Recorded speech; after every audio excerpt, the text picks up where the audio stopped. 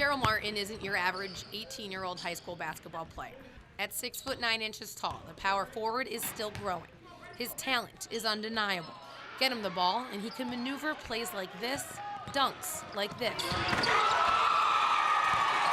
Fundamental skills, most tall guys are pretty much under the basket type guys. I mean, he can handle the ball, he can shoot the ball. And I think more than any of that was just his work ethic. If you told him to run 100 laps, he'll just say yes, sir, and run. I mean, whatever you tell him to do, he'll do. That's why the LSU commitment has been named a McDonald's All-American. He's the first player from the greater Baton Rouge area to earn that honor since Tasman Mitchell did it in 2005. Others before him include Glenn Davis and Brandon Bass.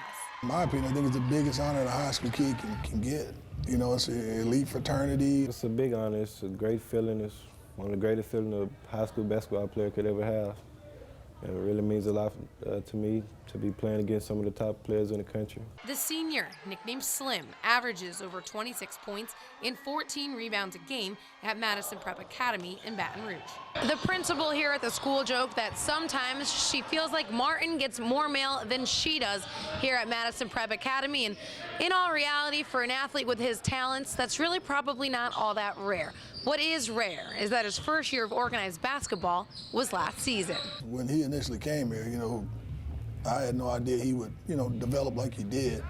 But he kept growing, he kept getting better, he kept working, and he kind of turned into what he is right now. At the beginning of my sophomore year when I came here to Madison, we started practicing and stuff and sat down and talked with Coach Jones and some of the other coaches and decided that I can have a bright future in basketball. While Martin makes playing basketball look easy, growing up, things weren't always that way. Pick it up, pick it up, pick it up. Zag, zag, zag. As a young teen, participating in sports was the furthest thing from his mind. A lot of hard times going on through my life. My mom was a single parent at home and had to take care of my little sister and stuff, so I had to be there for her, be home for school.